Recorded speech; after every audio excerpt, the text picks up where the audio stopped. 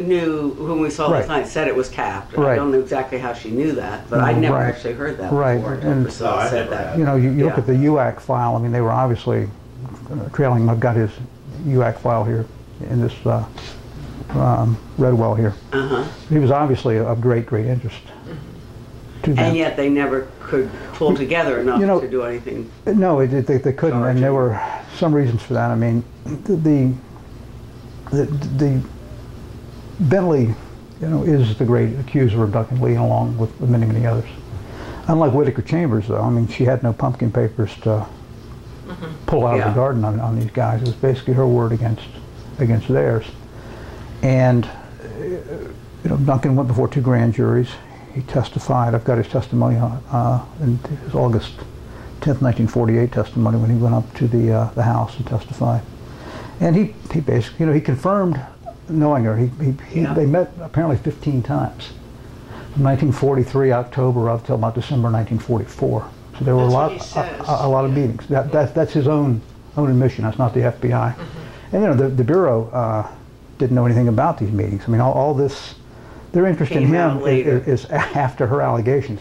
She goes into the New Haven FBI office in August of 1945.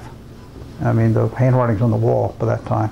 I mean, the Russians... That she's going to get. Yes. The Russians had begun, basically because of Nozinko in Canada and Chambers and some of these other people, they've begun to shut down their networks. They're also upset because they think Bentley's got very sloppy tradecraft. I mean, she was going back to New York on the train with documents stuffed in her knitting bag.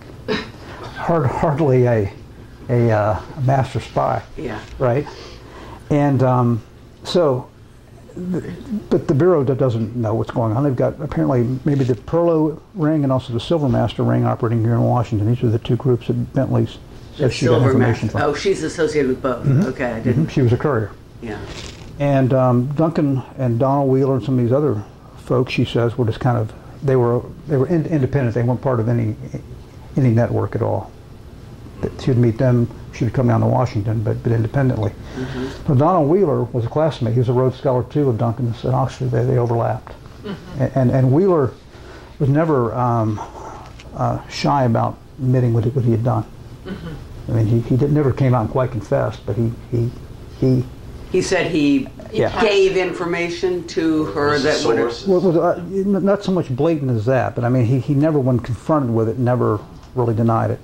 Now, a source is different from a spy, isn't it? Or is it?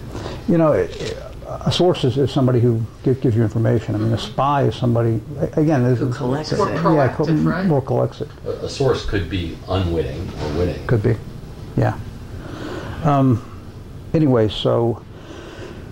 Did Donovan know about the Venona intercepts? No, the CIA didn't know itself till 1952.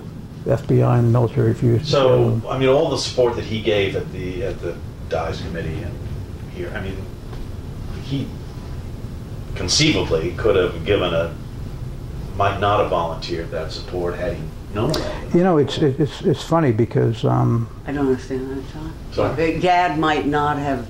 No, Donovan. Donovan supported. Right. Yeah, no. Right. And you're saying he might not have if he'd known about the Venona who knows whether he would have or not. And that was, I mean, if he had known about Venona and had nevertheless stepped up and volunteered. Right. I see. I've asked, there was a guy here in Washington by the name of Walter Fortzheimer. Fortzheimer was kind of the dean of intelligence studies in Washington. He was a Yale graduate.